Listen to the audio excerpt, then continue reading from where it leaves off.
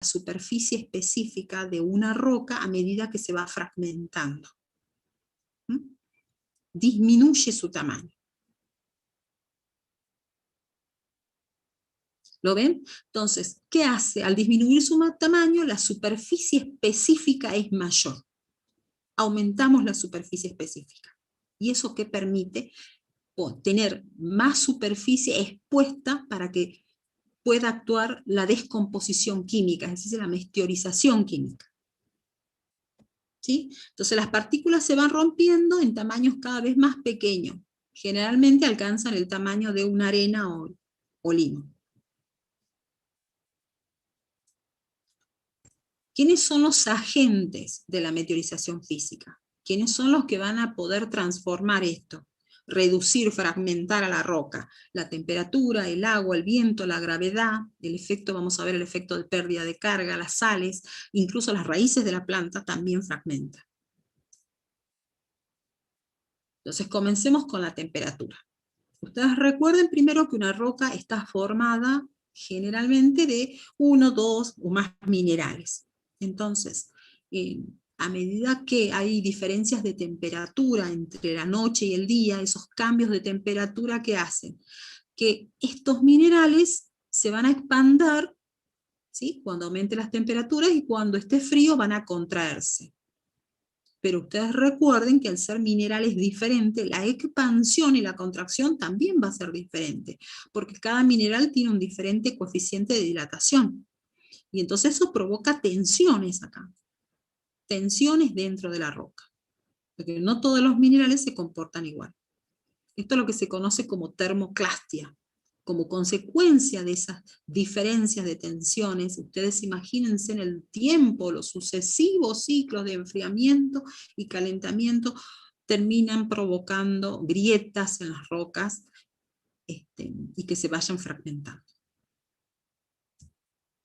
¿Cómo más puede actuar la temperatura? Fíjense en que las rocas tienen una baja o muy lenta conductividad del calor, ¿sí? No transmiten bien el calor. Entonces es común que en esos lugares donde hay grandes diferencias térmicas, hace mucho calor de día, mucho calor, ¿qué es lo que va a pasar? Hay un calentamiento en la superficie de la roca, pero ese calor no se transmite en la profundidad. Entonces esto que también provoca tensiones en la roca, y eso también puede generar rupturas en la superficie de la roca, que es lo que se conoce como exfoliación. ¿Sí? Profesora, ¿la meteorización física solo afecta a las rocas, no afecta a los minerales? No, no afecta. Solo es fragmentarse, solo es disminución del tamaño. ¿Sí? La meteorización física químicamente no altera la roca. ¿Sí? Solamente disminuye el tamaño y eso permite que aumente la superficie específica para el posterior ataque de la meteorización química, pero no implica cambio, solamente fragmentación, disminución de tamaño. Entonces, ¿qué les parece a ustedes? ¿En qué ambientes se puede dar esta situación? ¿Puede dominar o ser dominante acá la meteorización física? ¿Qué les parece? ¿Dónde Suena puede como suceder? seco. Tenga mayor amplitud térmica. Sí, exactamente. Es importante tal cual. Es importante en zonas donde hay una diferencia de temperatura grande, donde hay mucha radiación, de modo tal que, como decíamos, provoca este calentamiento y la roca, como decíamos, tiene una baja conductividad del calor.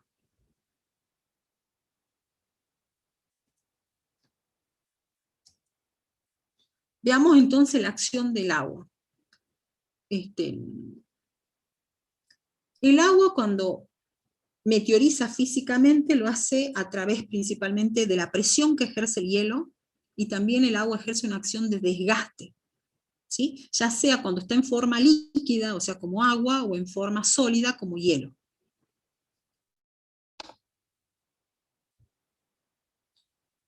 Entonces veamos cómo actúa el agua cuando se encuentra en estado sólido, mediante la presión del líquido. Fíjense, en estas rocas que hay las grietas que pueda haber en las rocas, muchas veces son ocupadas por el agua. ¿Sí?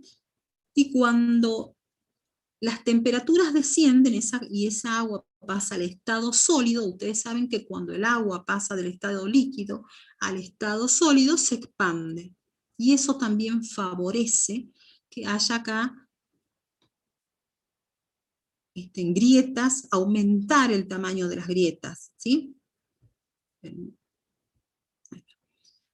Que si hay grietas, aumentan la presión y lógicamente las grietas se incrementan. Son grietas en forma de cuña, fíjense.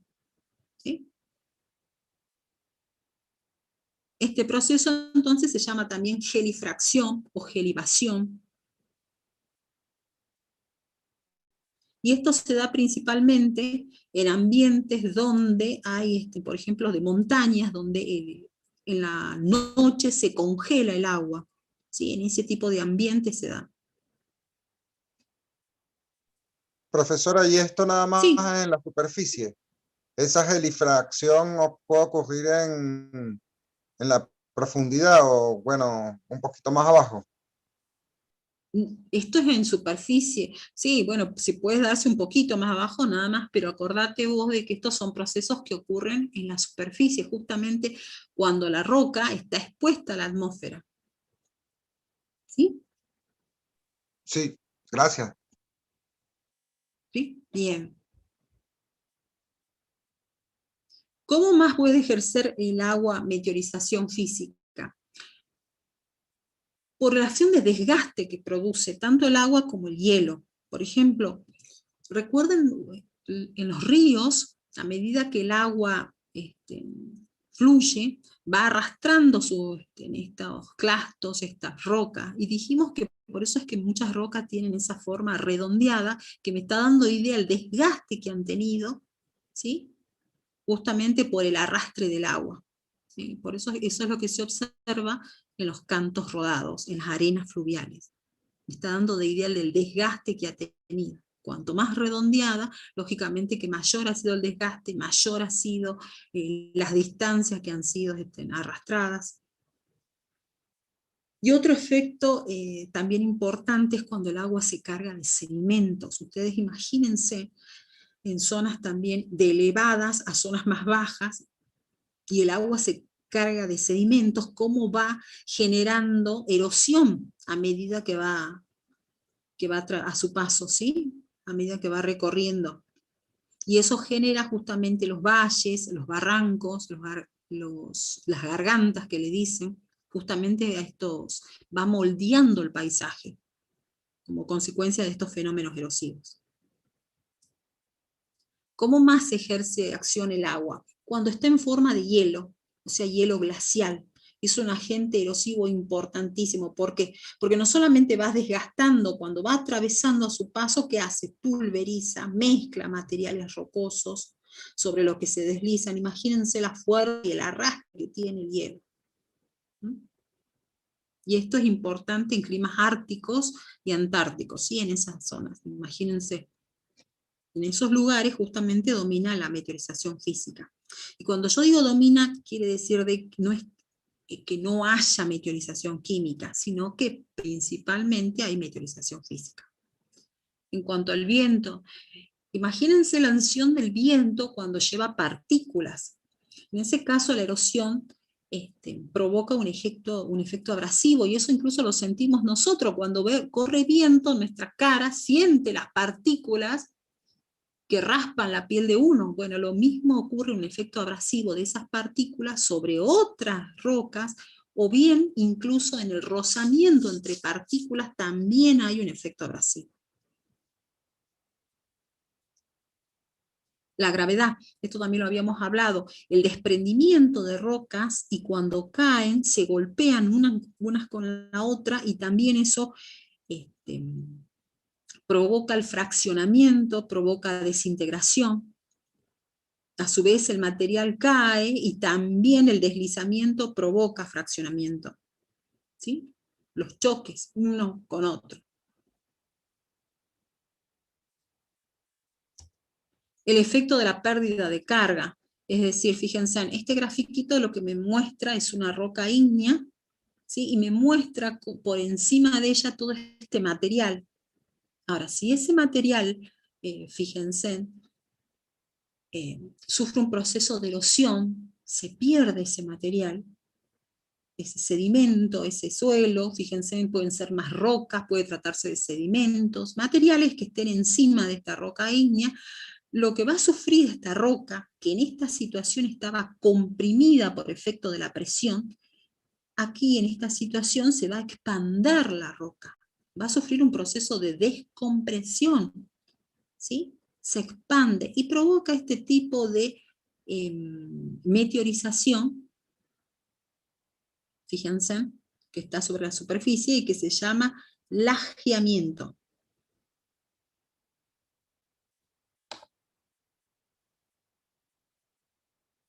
Las sales. Las sales, en las rocas, hay rocas que son porosas, y donde puede ingresar, por ejemplo, agua con sales en solución. Posteriormente el agua se puede evaporar y estas sales se cristalizan. Y al cristalizarse también ejercen presión sobre esta roca y también pueden provocar su fragmentación. ¿Sí? Esto se llama haloclasticidad. Halo, sal.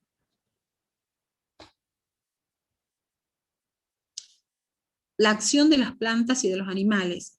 Fíjense, las raíces de las plantas también ingresan, penetran en las rocas y ejercen presión. También puede pasar que los musgos, los líquenes, colonicen estas rocas y también las predisponen a que se fragmente, a que sea mucho más fácil su rotura, su meteorización física.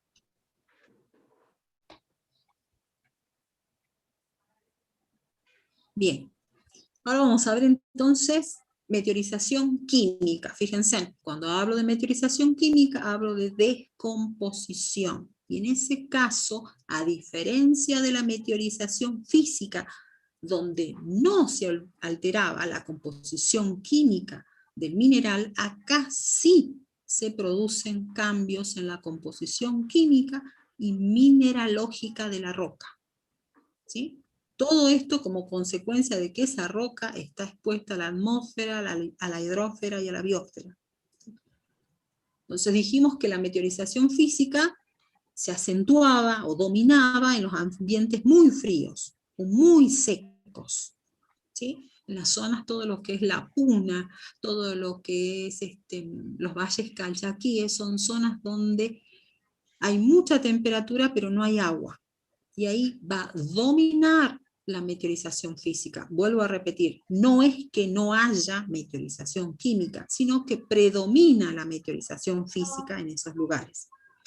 Entonces, ¿dónde van a ser las reacciones intensas, las reacciones químicas? Y bueno, en lugares donde sean cálidos, pero también necesito humedad. La meteorización química necesita de agua, necesita humedad.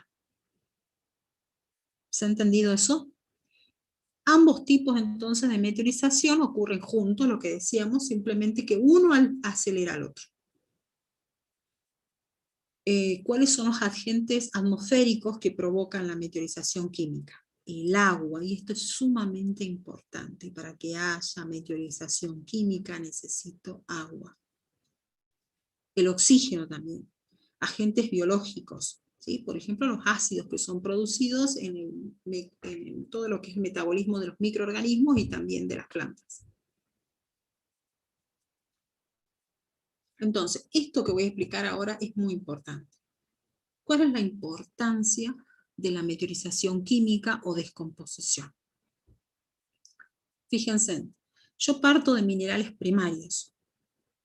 Y estos agentes de meteorización, que ya lo nombré, agua, oxígeno, por ejemplo, ¿sí? Va a haber un proceso de transformación, va a haber unas reacciones. Acuérdense que como minerales primarios que tenemos, la mica, feldespato, puede ser una calcita, y estos agentes de meteorización, como decíamos, agua, oxígeno, van a convertir estos minerales primarios en minerales secundarios. Estos van a ser los productos que voy a obtener. Minerales secundarios, iones y resistatos. Y esto me interesa, fíjense, ¿por qué? Porque los iones que se van a producir aquí, calcio, magnesio, potasio, son ¿Qué son nutrientes para las esos plantas. Entonces la meteorización química es recitatos? importante para que ellos se puedan liberar nutrientes para las plantas. ¿Sí? Si no hay meteorización química, esos nutrientes no van a poder ser liberados y la planta no va a poder tenerlos, ¿sí? Plantas, microorganismos. Y otra cosa, otro producto importante, los minerales secundarios, es decir, las arcillas. Y también, como dijimos, van a producirse resistatos, es decir, minerales que no se van a ver afectados por estos agentes de meteorización. ¿Sí? ¿Se ha entendido esto? Esto es importante. Muchas veces les preguntamos a los alumnos cuál es la importancia de la meteorización química. Y a esto es lo que nos estamos refiriendo. Tener en cuenta, entonces, como producto, los minerales secundarios y los iones solubles como nutrientes para las plantas. ¿Sí? Sigo entonces. Comencemos entonces con la meteorización química. Entonces, ¿cuáles son los procesos fundamentales de la meteorización química? Las reacciones con el agua, las reacciones con el dióxido de carbono, las reacciones con el oxígeno y la quelatación. Veamos cada uno.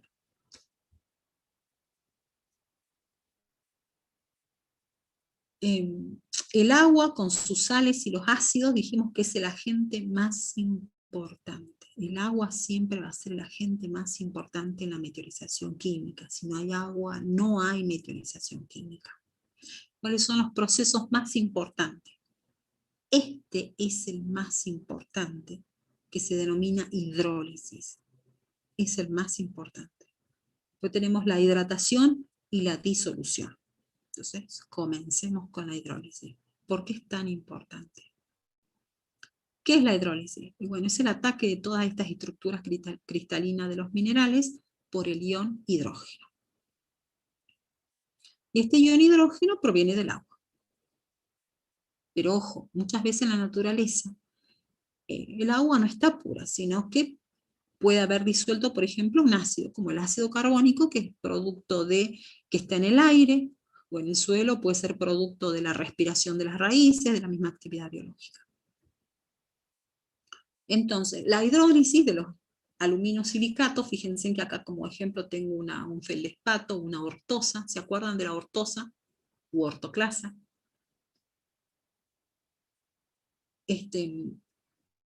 La acción del agua, entonces, fíjense que acá están agregados los dos hidrogeniones, que me está dando idea de que hay un ácido, como puede ser el ácido carbónico, ¿sí?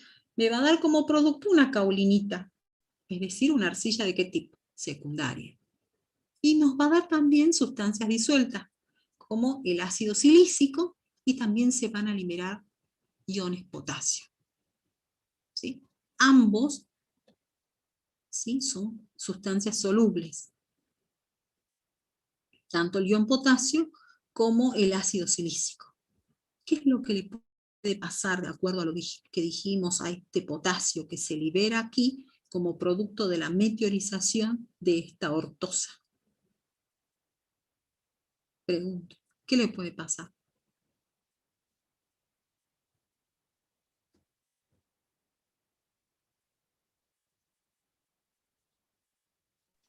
¿Se puede formar otra sal? Por ejemplo, podría formar otra sal, que haya otra reacción química en el suelo y formar otra sal, sí, ¿por qué no? Puede pasar eso. Que lo absorba ¿Qué una más planta, puede pasar? ¿Eh? que lo absorba la planta.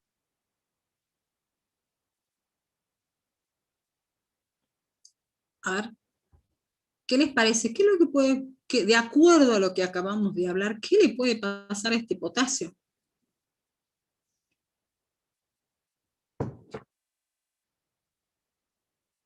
¿Qué dijimos que es este potasio? ¿Qué es? Ahí la compañera dijo que lo absorba la planta. Que lo absorba la planta, tal cual, lo que dice entonces la señorita, que lo tome la planta, que lo tome el microorganismo, que al ser tan soluble se pierda en el agua de lluvia, también puede pasar eso. ¿Está bien? Lo mismo le puede pasar a este ácido. Como es soluble, que se pierda en el agua de lluvia, o como bien decía el compañero, que ingrese en otra reacción química en el suelo y forme otra sustancia. Entonces, fíjense, esta es la caolinita. Esta reacción puede continuar, por ejemplo, en un ambiente tropical donde hay muchas precipitaciones y altas temperaturas. Este proceso puede continuar. Si bien la caolinita ya es una arcilla bastante estable. Pero aquí, como las condiciones son muy extremas, puede pasar que nuevamente reaccione con el agua. Y en ese caso me dé lugar a la formación de un óxido alumínico. Y nuevamente ácido silícico. ¿Sí? Y nuevamente ese ácido silícico le puede pasar que se pierda, ¿sí?, en el agua de drenaje, o bien puede pasar que intervenga en otra reacción. Entonces, fíjense, una pregunta. Pasamos en esta reacción, puede ser que estas dos reacciones se den en el suelo, como decíamos, en condiciones tropicales. ¿Qué conclusión podríamos llevar? ¿Qué es lo que pasa entonces en las zonas tropicales? ¿Qué les parece a ustedes? ¿Qué es lo que se puede perder mirando así? Los minerales que sirven para las plantas quizás se meteorizan rápidamente Bien, químicamente, pero se pierden. exactamente. Los iones, como dice acá el caballero, y específicamente eso le ocurre a los suelos tropicales. En las zonas tropicales se dan estos procesos, y se dan procesos como llueve mucho, hay mucha lixiviación. Entonces es normal que sean suelos ácidos, que se pierdan mucho calcio, magnesio, potasio, sodio. O sea, son químicamente pobres. A pesar que nos parezca que en las zonas tropicales hay una exuberante vegetación, pero ojo, eso está en equilibrio. En cuanto se pierde esa vegetación, son suelos que se degradan muchísimo, porque justamente son pobres en todos estos nutrientes. ¿Qué otra cosa se puede perder de acuerdo a lo que estamos viendo? O cuanto más intensa es la meteorización, ¿qué es lo que están viendo que se puede perder?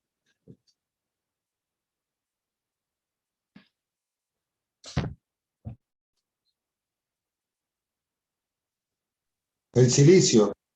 Bien, se pierde sílice, exactamente. Por eso las arcillas que dominan en los suelos tropicales son arcillas de este tipo.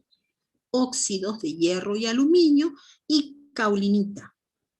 Ya no van a encontrar esas arcillas que me preguntaba el compañero 2,2, ni las arcillas 2,1, ni morillonitas, ni hilitas. Son suelos que ya van a tener este tipo de arcillas, caulinitas y óxidos de hierro y aluminio. ¿Está bien? ¿Se ha entendido entonces esto? Sí, profe. Muy bien, sigamos. Fíjense, por eso la importancia de que teníamos que estudiar, ver meteorización. ¿Qué otro proceso hace el agua? Hidratación. ¿Qué consiste en la hidratación? Nada más que la introducción de moléculas de agua en la estructura del mineral. ¿Y eso qué provoca? Y que ese cristal, que ese mineral se desestabilice, hay una expansión del cristal. Y la formación de un mineral diferente. Se forma otro mineral. Por ejemplo, en la hematita, cuando se hidrata, fíjense en que yo hablo de hidratación, y el agua pasa a formar parte de la molécula esta, ¿sí? Y estoy hablando ahora de un nuevo mineral, que se llama limonita. Fíjense, yo veo parto de la hematita de un color rojizo, y la limonita es de un color amarillento, un color pardo. Lo mismo puede pasar con el sulfato del calcio, que se conoce como anhidrita. Cuando se hidrata, fíjense en cómo el agua se incorpora, tengo una nueva estructura, ¿sí? Tengo sulfato dihidratado, y eso es lo que se conoce como yeso, ¿sí? Esto es anhidrita. Los óxidos metálicos y los minerales arcillosos también se hidratan.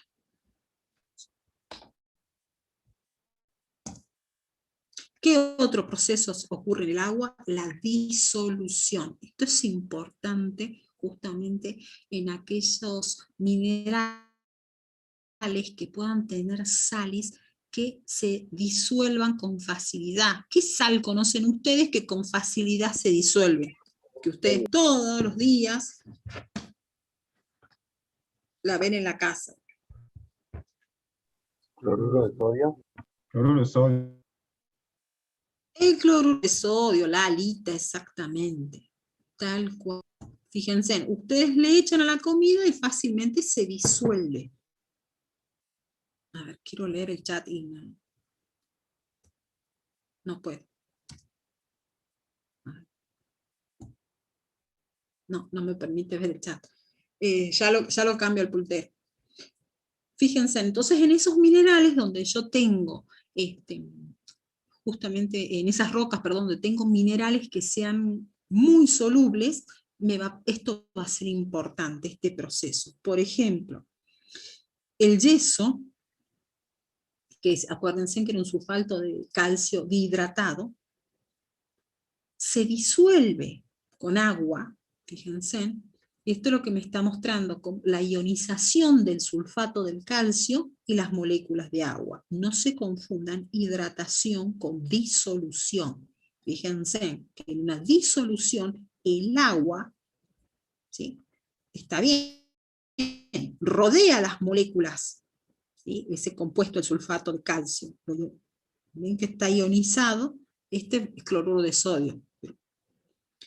Pero fíjense cómo las moléculas de agua rodean los cationes y los aniones, pero no forman parte de su estructura, ¿sí? Acá tengo sulfato de calcio, una sal por un lado, más agua, ¿sí? Porque siempre lo confunden de disolución con hidratación. No es lo mismo.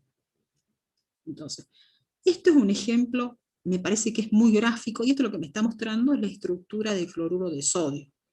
Entonces lo que está mostrando acá es la molécula de agua, que es polar, entonces tiene una parte negativa, que es donde está el oxígeno, y la parte positiva, donde están los hidrogeniones. Entonces se acercan, lógicamente, que a los aniones se acercará un catión, la parte catiónica, y a la parte catiónica del cloruro de sodio, es decir, el sodio, se va a acercar los hidrogeniones de las moléculas de agua. Fíjense en cómo rodean la molécula. Las moléculas de agua acá rodean al catión sodio y acá al anión cloruro. ¿Sí? Lo terminan separando de la estructura del cloruro de sodio. Es decir, que el cloruro termina teniendo más afinidad con la molécula de agua, lo atrae, ¿sí?, y lo separa. Eso es lo que hace desestabilizar este cloruro de sodio. Este cristal, la red cristalina de este cloruro de sodio. ¿Sí? ¿Dónde es importante esto? Y en climas áridos o en suelos donde justamente dominen este tipo de minerales que son de fácil disolución. ¿Sí? ¿Se entiende? Sí, profe. Bien, sigamos entonces. Meteorización química, ahora vamos a ver lo que es o descomposición, y vamos a ver las reacciones con el dióxido de carbono. Profesora, Y acá prestemos atención. Sí. le hago una consulta. El agua esa que ya está rodeando al sodio y al cloro, pero que está disponible, es el agua que lo arrastra al sodio, a la superficie, y nosotros vemos como mancha de sal, digamos. O sea, vos imaginate una roca, y vos imaginate en una lluvia. Hay partes donde hay rocas que son más o menos porosas, o simplemente la roca que va mojando, la lluvia lo va mojando. A medida que va pasando el agua por esa roca, ¿qué es lo que pasa? Si vamos a suponer que tiene yeso, esa lluvia, roca, ese mineral, lo que va a pasar es esto, lo que te está mostrando. Cuando va a pasar el agua, ¿sí?, la parte, por ejemplo, negativa del agua, o sea, la parte del oxígeno, se va a unir al cloruro. Acá está el ejemplo. Se va a unir, y el cloruro se va a terminar separando de esa estructura. Entonces, ¿qué estoy haciendo yo? Eso es lo que va disolviendo, en resumen, va disolviendo ese mineral. Es como si vos pusieras un yeso afuera que le dé el agua. ¿Qué va pasando? Y se disuelve, a medida que va lloviendo, se va disolviendo y se va. Eso es lo que me está diciendo. ¿Te das cuenta? Sí, pero o sea, en el caso del cloruro de sodio, cuando se disocia en cloro y en sodio y queda el agua disponible, esa agua es la que lo arrastra al sodio y al cloro a la superficie y yo tengo un suelo, un suelo salino, que yo veo esos manchones blancos, No, digamos. no, bueno, pero esa es otra cosa. Está bien, ya sé lo que me estás diciendo. Lo que pasa es que el proceso de salinización, o sea, ¿cuándo se puede dar esto de salinización de los suelos? Se puede dar cuando no tengo suficiente agua como para que se puedan lavar esas sales, lixiviarse, Sí, ¿sí? Puede pasar eso, pero también se puede dar porque vos tengas una napa freática con muchas sales y por ascenso capilar también se puede dar el que sea proceso de fluctuante, digamos. salinización, o sea, esa napa ya viene.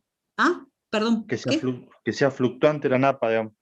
O no necesariamente, no fluctúa, suba y esa napa tiene salinidad y ya con eso ya puede fluctuar o no. Ujú.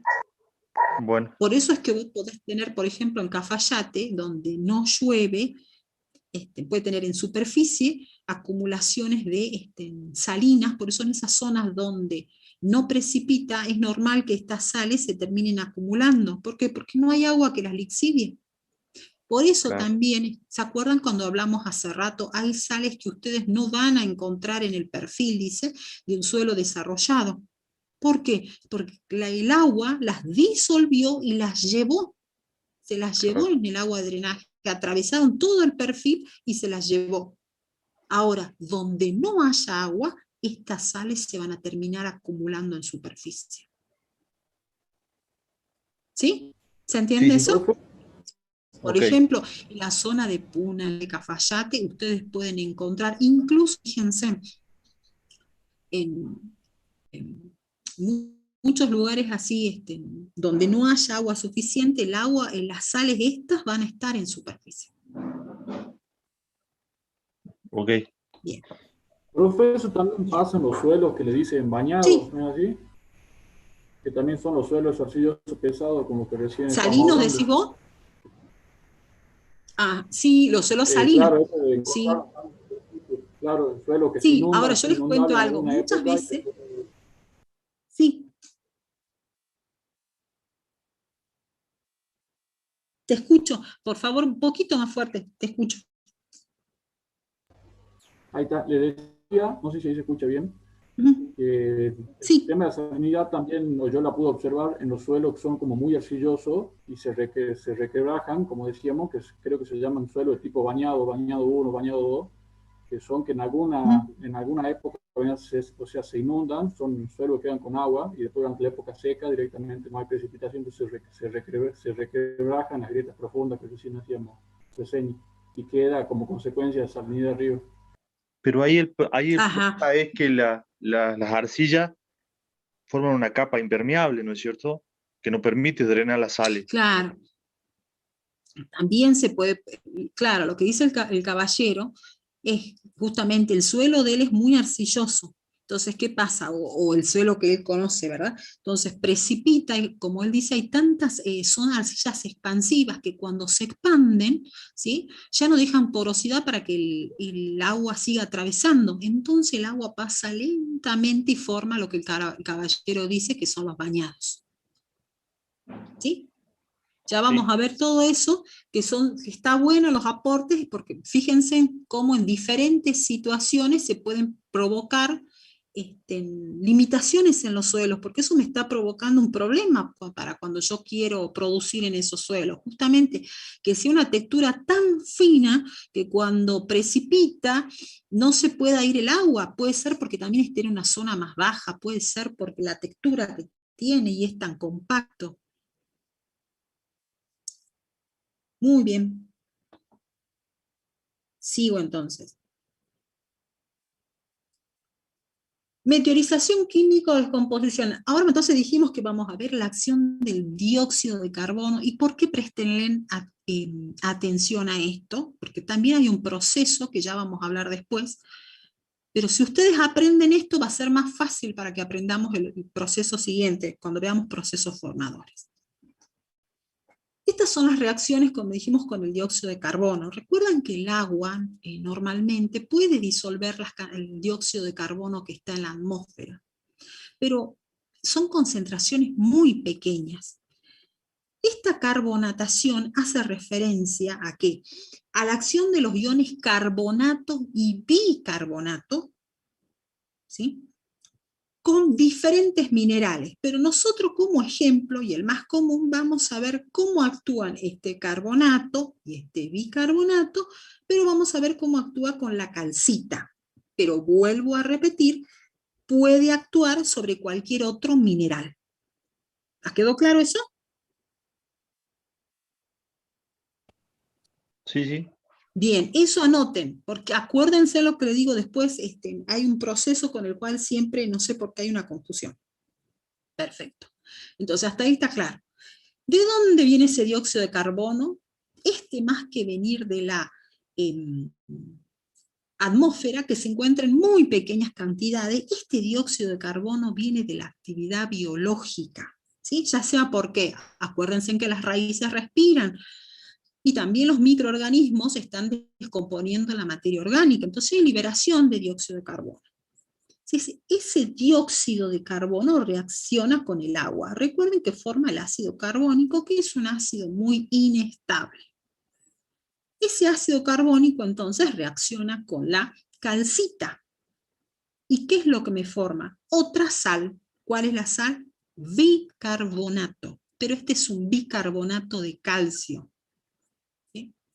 Ahora, este carbonato de calcio es una sal muy poco soluble.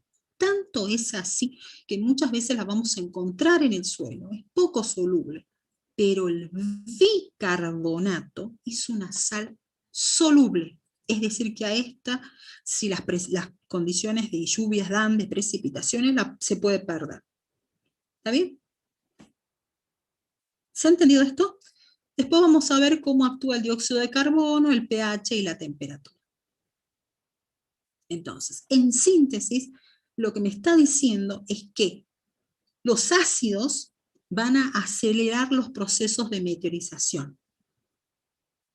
¿Sí? Van a incrementar la actividad de los hidrogeniones del agua. Y ojo que hay otros ácidos en el suelo más fuertes que este ácido carbónico. Fíjense en que en la misma materia orgánica hay ácidos orgánicos. Incluso puede haber ácido nítrico en el suelo. ¿Está bien? Y este tipo de descomposición, la carbonatación, ocurre en temperaturas calientes, mayor o menor.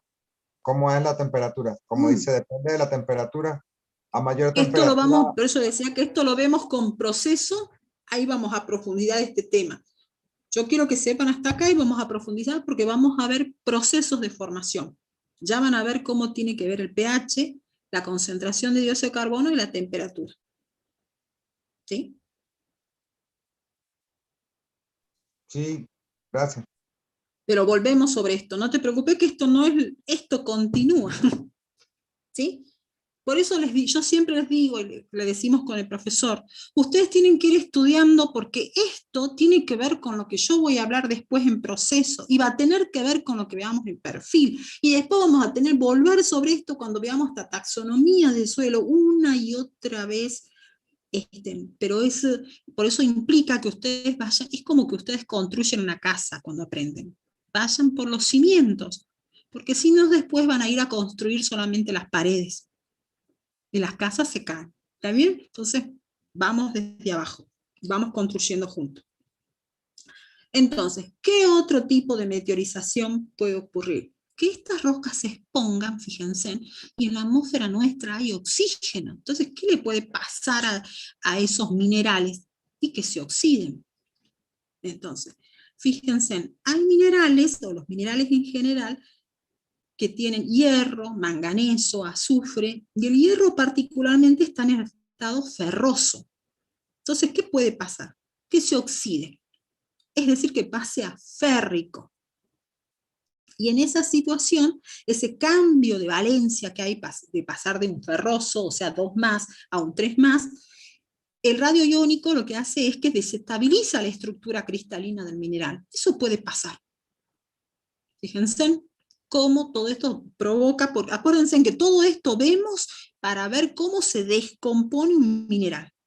También puede pasar que se libere ese hierro en forma ferrosa y después se oxide.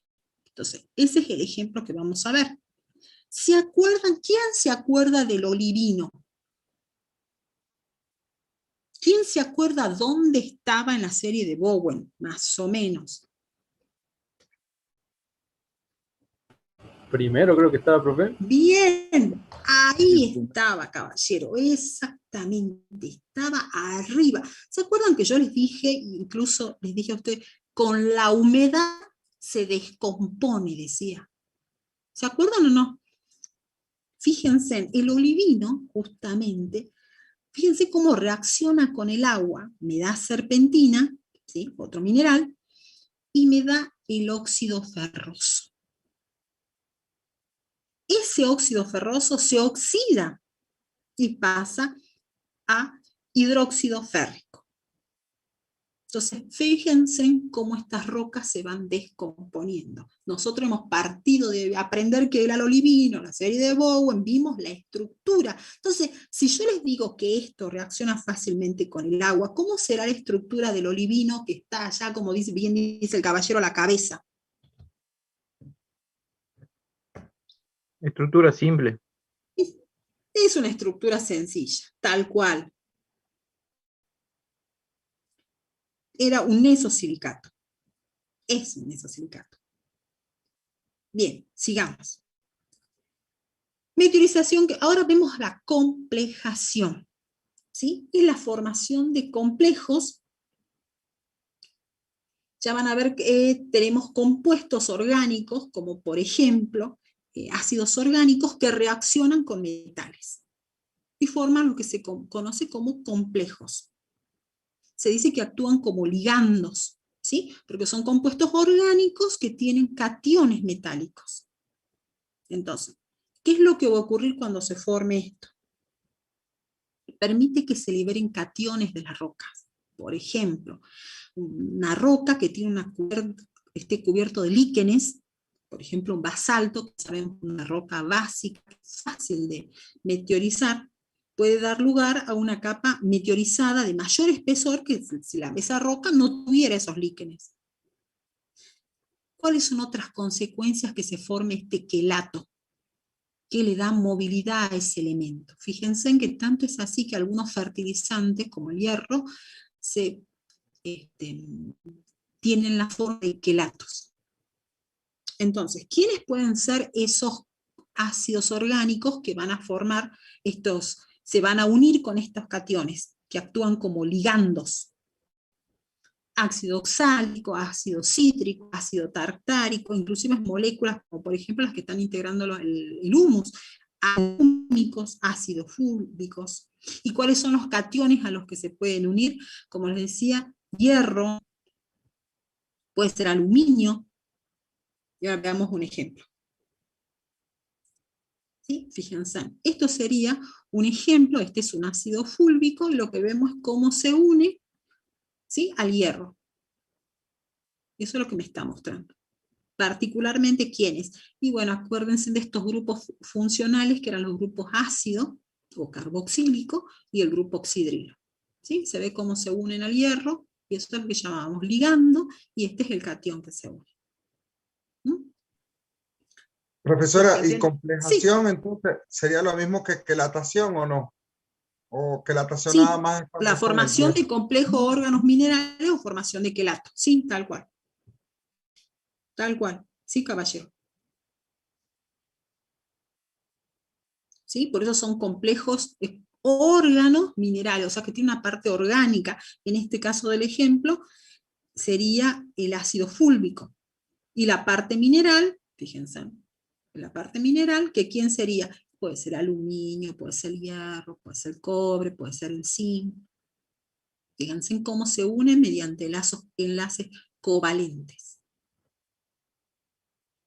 ¿Sí? Y fíjense entonces, todo esto hace que haya un proceso de descomposición en la roca. ¿Bien? ¿Sigo? Bien, esto les queda a ustedes de tarea, que es la meteorización biológica. Ustedes la van a tomar de Conti, o de la bibliografía, y van a explicar la meteorización biológica. Ustedes van a hacer la actividad de ustedes. Bien, ¿cuáles son los factores que inciden en la meteorización? Y tienen que ver con las condiciones climáticas, las condiciones físicas del material y las características químicas y estructurales del material. Entonces comencemos con las condiciones climáticas.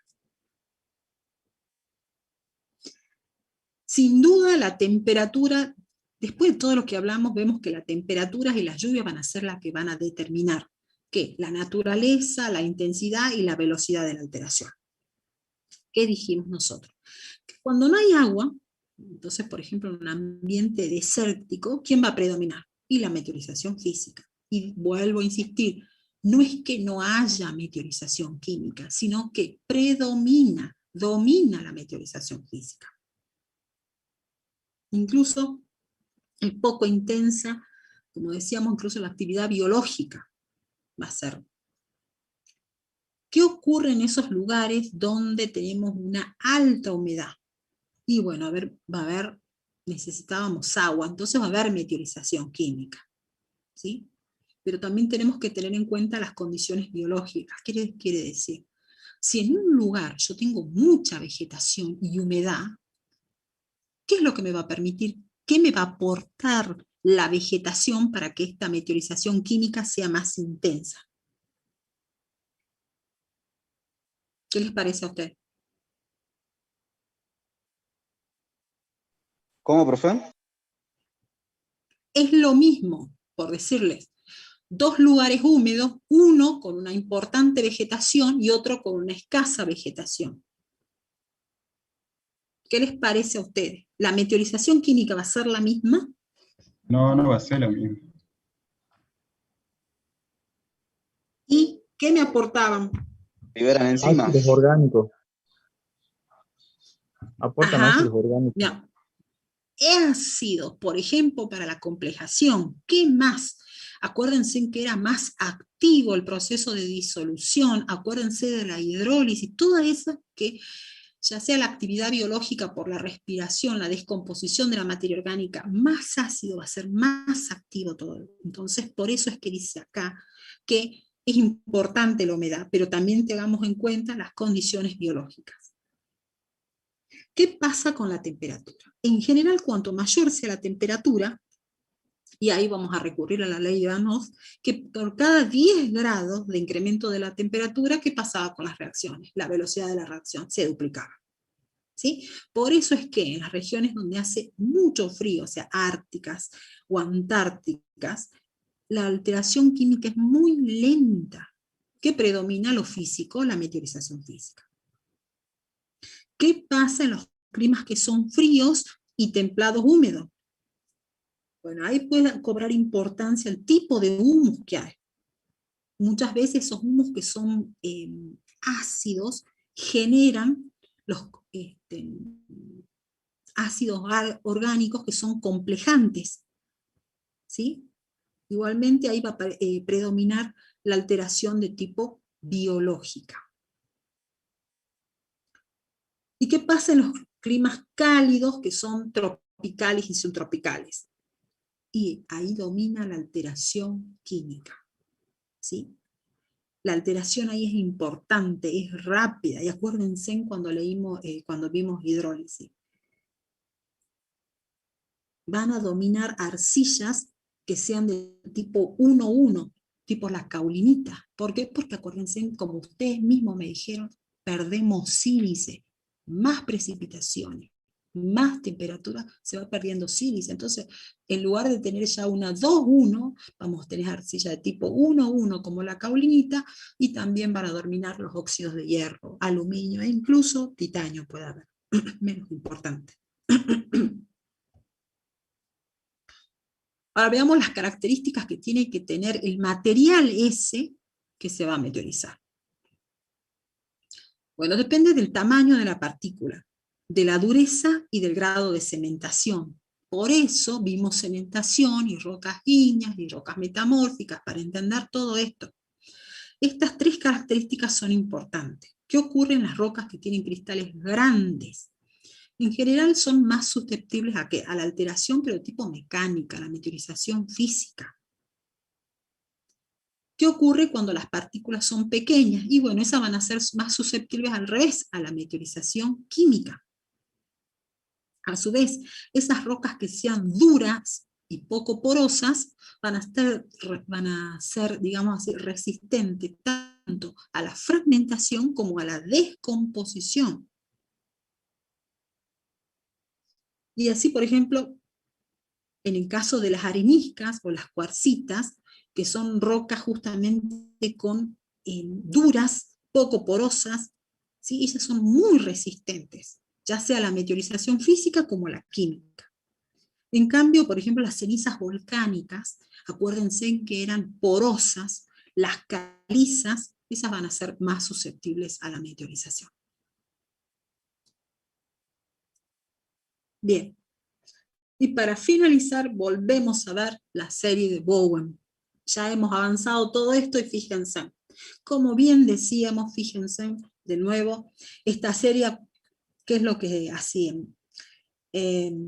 Lo que nos muestra es cómo se fue cristalizando desde una mayor temperatura a una menor temperatura los minerales. ¿Y esto para qué nos sirve a nosotros? Porque esto está relacionado también con la meteorización. ¿Qué vimos nosotros? Que los que se cristalizaban a altas temperaturas se meteorizaban mucho más fácil, mientras que los que cristalizaban a bajas temperaturas, la meteorización era mucho más difícil en ellos. Y esto también tiene que ver con una estructura.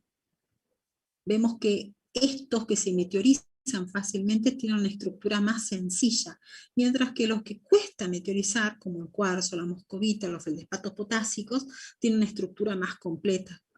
Acuérdense que eran tectosilicatos. ¿Qué más vimos? En el caso, vimos las plagioclasas. Sí, no sé qué me quieren decir.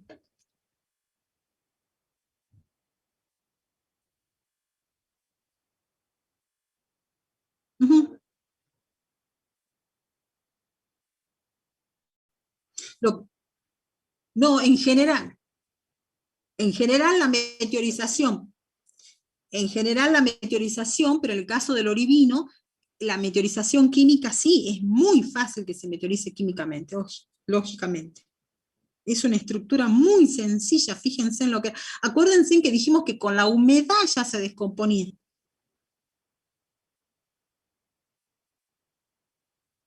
¿Sí?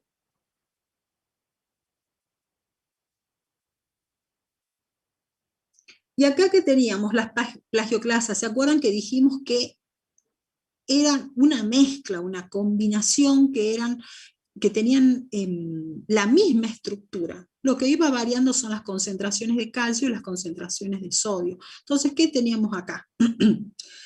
Acá teníamos un mineral donde dominaba el calcio, y a medida que íbamos pasando al otro extremo, un mineral donde dominaba el sodio. Y entre estos dos, toda una combinación de concentraciones de calcio y sodio. ¿Y qué es lo que vimos? Que cuando este feldespato tiene más concentración de calcio, se meteorizaba más fácilmente. Mientras que cuando dominaba el sodio, la meteorización era más lenta. ¿Sí? Acá tenemos otro feldespato, que es el potásico, que también dijimos que es resistente a la meteorización. A su vez, a la derecha, ¿qué tenemos? La roca ígnea, de donde podemos encontrar estos minerales. Acuérdense que el cuarzo, la muscovita, el feldespato, lo vimos en las rocas graníticas. Bien comenzamos a ver el granito, vimos que estaba formado por estas por estos minerales. ¿Sí? Incluso vimos cómo puede ser la textura que dé origen a este suelo. Habíamos visto que era lenta la meteorización y en oposición al basalto, que era mucho más rápido. Bien. Bien, esto que está acá combina las dos cosas. O sea, no solamente, fíjense en que acá solamente vimos minerales primarios. Aquí lo que estamos viendo son minerales primarios y minerales secundarios, y lo que nos muestra es la facilidad con la cual estos se van a meteorizar. Y lógicamente, fíjense que estos minerales, como el yeso, la halita, son fáciles de meteorizar, en oposición a estos que van a ser mucho más difíciles de meteorizar. Vuelvo a repetir, además de incluir los minerales primarios, incluye los minerales secundarios, ¿ves? Como vermiculita, monzonita, caulinita. Eso es lo que me está mostrando. Cómo se van a ir meteorizando desde más fácilmente a más difícil de meteorizar. A ver.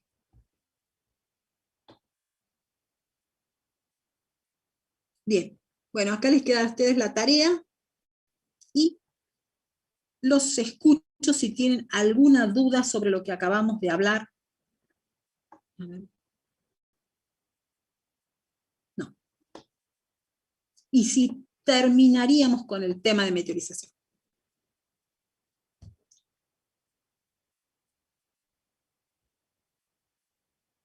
¿Me escuchan? Profe, ahí al Sí. último nombró que los minerales primarios son los que Sí, acá. más fácilmente se descomponen. Perdón, ¿esto? En cuanto a minerales primarios, ¿son los más fáciles de descomponer? Sí, fíjate que sí, porque estos ya han sufrido el proceso de meteorización. Bien. Porque Bueno. estos ya son secundarios. ¿Te das cuenta? Sí. Estos ya se han meteorizado. Ya han sido alterados. Por eso es que van a ser más difíciles de meteorizar. Mientras que estos no son los, acordate si son minerales primarios, porque son los que estaban en la roca originalmente.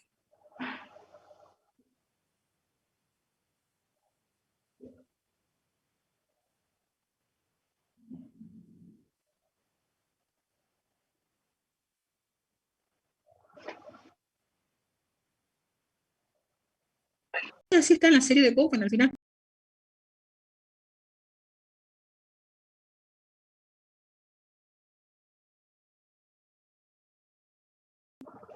Dentro de los minerales primarios es más difícil de meteorizar. Y acá vos estás hablando de, fíjense en un detalle, esta serie tiene en cuenta las partículas con un tamaño de arcilla, o sea, ya es chiquito. Ya es chiquito. ¿Sí? Todas estas partículas, todos estos minerales tienen un tamaño de arcilla. Eso está considerando este señor que se llama Jackson, la serie de Jackson. ¿Sí?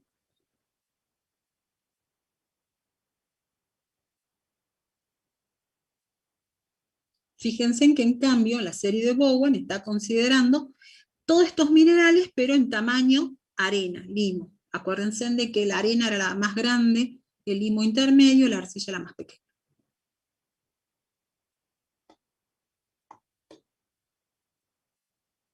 Bien, hacemos entonces un descansito. Si alguien tiene alguna preguntita para que después ustedes ingresen, y al mediodía están ingresando a la plataforma. ¿Sí?